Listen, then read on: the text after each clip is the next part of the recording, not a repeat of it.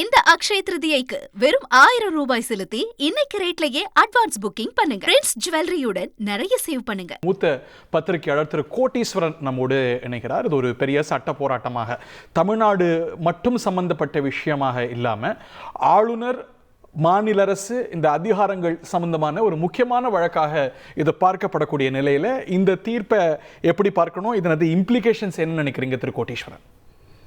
நேயர்களுக்கு வணக்கம். ரொம்ப முக்கியமான ஒரு கேள்வி எழுப்பியிருக்கீங்க நெறியாளர். அதாவது இது வந்துங்க ஏதோ தனிப்பட்ட சுப்ரீம் கோர்ட்ல தமிழக அரசுக்கும் ஆளுநருக்கும் எதிராக நடந்த ஒரு கோர்ட் பஞ்சாயத்து கேஸ் கிடையாது. இது சைட்டேஷன் சொல்லுவாங்க இந்த மாதிரி ஜட்ஜ்மெண்ட். அதாவது இந்த தீர்ப்பானது இனி வரும் காலகட்டத்துல ஒவ்வொரு மாநில அரசுக்கும் கவர்னர் ஆபீஸ்க்கும் சண்டை வரும்போது இந்த தீர்ப்பு வாசிக்கப்படும். உதாரணத்துக்கு பஞ்சாப் கவர்னருக்கு எதிராக ஒரு தீர்ப்பு வந்தது, அதை கோடிட்டு இன்னைக்கு நீதியரசர் காமிச்சிருக்காரு. அவர் என்ன சொல்றாருன்னா, அரசியல் சாசனத்துல ஒவ்வொரு விஷயத்துக்கும் ஒரு கடமை இருக்கு. ஆர்டிகிள் 200ல அது பிரகாரம் அவங்கவுங்க கடமையை செய்யணும், அது அமைதியா போகணும். ஆனா அந்த அமைதி தவறின காலத்தினால ஒரு ட்ரபிள்டு வாட்டர்ஸ் இருக்கு, ஒரு அமைதியான சூழ்நிலை இல்லாததுனால அந்த அமைதியை காக்கிறதுக்கு கோர்ட் தலையிட வேண்டி இருக்கு அப்படின்றாரு. அப்ப என்னன்னா, ஆளுநர் என்ன சொல்றாங்க, எங்களுக்கு அதிகாரம் இருக்கு, நாங்க செய்வோம், நாங்க தாமதப்படுத்துவோம், நிறுத்துவோம்ன்றாங்க. ஆனா கோர்ட் என்ன சொல்லுதுன்னா, அப்படி ஒரு பாக்கெட் வீட்டோவோ இல்ல வீட்டோ பவர்ஸோ அதிகாரம் என்பது உங்களுக்கு கிடையாது.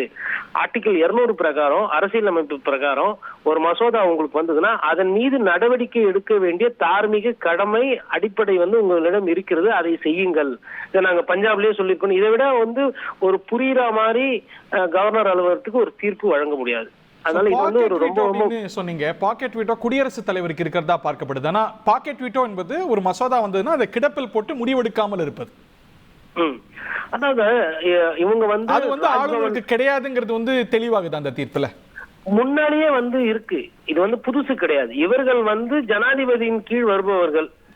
கவர்னர் ஜனாதிபதியும் அதே ஒரு அரசியல் பார்வையாக பார்க்கப்படுகிறது, கவர்னர் அலுவலகம் அரசியல் ரீதியாக பார்க்கப்படுகிறது. அப்படி பார்க்கப்படும் போது இவங்க என்ன நினைக்கிறாங்கன்னா, ஜனாதிபதி என்னெல்லாம் செய்யலாமோ நம்மளும் அதெல்லாமே செய்யலாம், ஜனாதிபதி வேற கவர்னர் வேற என்பதை மறந்துட்டு, இப்போ ஜனாதிபதி பாத்தீங்கன்னா முப்படை தளபதிகளை தனிமையில் சந்தித்து பேசலாம், நாடோட பாதுகாப்பு குறித்து பேசலாம். அதே கவர்னர் பேச முடியாது.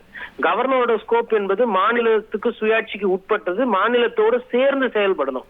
Governor will act in the aid and advice of the council of ministers headed by the chief minister. இதுதான் இந்தியா கான்ஸ்டிடியூஷன் நமக்கு சொல்லுது, அரசியல் அமைப்பு சொல்லி தருது. அப்படி இருக்கும்போது தனிப்பட்ட முறையில இவங்க தனக்கு தேவைப்படுகிறதை செய்து செயல்படுத்துறது, இல்ல நிப்பாட்டி வைக்கிறது, ஒரு மசோதாவை தாமதப்படுத்துறது, அதுதான் கோர்ட் இங்க கோடிட்டு காட்டு. உங்களுக்கு அந்த மாதிரி அதிகாரம் எதுவும் கிடையாது, நீங்களாக எடுத்துக்கொள்ளாதீர்கள், நீங்கள் அரசோடு இசைந்து செயல்பட வேண்டும், அதுதான் சட்டத்துல இருக்கு அப்படின்றத ரொம்ப தெளிவா ரொம்ப அழகா நீதியரசர் சொல்லியிருக்கிறார். அரசமைப்பு ரீதியாகவே தமிழ்நாடு மட்டுமல்ல, இது ஒரு ஃபார் ரீச்சிங் இம்ப்ளிகேஷன்ஸ் இருக்கும். மற்ற மாநிலங்கள்லையும் ஆளுநர்களுக்கும் மாநில அரசுகளுக்கும் பிரச்சனை வரும்போது இது ஒரு முன்னுதாரண தீர்ப்பாக இருக்கும், ஒரு பெஞ்ச்மார்க்காக இருக்கும் அப்படின்னு பாக்குறதா? கண்டிப்பாங்க, இது ஒரு பெஞ்ச் மார்க் தான். என்ன ஆகும்னா, இதுக்கப்புறமா வரக்கூடிய இது மாதிரி சட்ட போராட்டங்கள் எல்லா மாநிலத்திலுமே இருக்கு. உதாரணத்துக்கு வெஸ்ட் பெங்கால்ல பார்த்தோம், நம்ம கேரளால பார்த்தோம், சமீப காலமா வேற காங்கிரஸ் ஆளுகின்ற மாநிலத்திலும் இந்த மாதிரி பிரச்சனை தெலுங்கானாலையும் கொஞ்சம் கொஞ்சம் வருது அப்படின்ற மாதிரி ஒரு கருத்து இருக்கு. அப்படி இருக்கும்போது அங்க இருக்கக்கூடிய வழக்கறிஞர்கள் என்ன பண்ணுவாங்கன்னா, இந்த நீதிமன்றத்துல இன்னைக்கு அந்த தீர்ப்பை அப்படியே எடுத்து வச்சுக்கிட்டு அதை அவங்க கேஸ் போடும்போதோ இல்ல வழக்கு பதிவு பண்ணும்போது இந்த சாராம்சத்தை எடுத்து அப்படியே வைப்பாங்க. காரணம், இந்த வழக்கானது ரெண்டு தரப்பு வக்கீல்கள், ரெண்டு தரப்பு அதிகாரி ஆட்சியாளர்களிடம் கேள்வி கேட்டு கவர்னர் அலுவலகம் என்ன சொல்லுது, தமிழக அரசு என்ன சொல்லுது அப்படின்றதெல்லாம் கேட்டுதான் இந்த தீர்ப்பு முடிவுக்கு வந்திருக்கிறாங்க நீதியரசர்.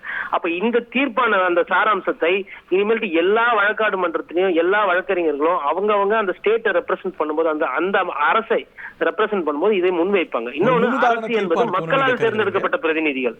மக்களுக்கு இருக்கிற அந்த அதிகாரத்தை ராஜ்பவனுக்கு கொடுக்க முடியாதுன்றதுதான் இதுல ஒண்ணு சாராம்சம். ரெண்டாவது, இதுல ரொம்ப முக்கியமானது, justice delayed is justice denied.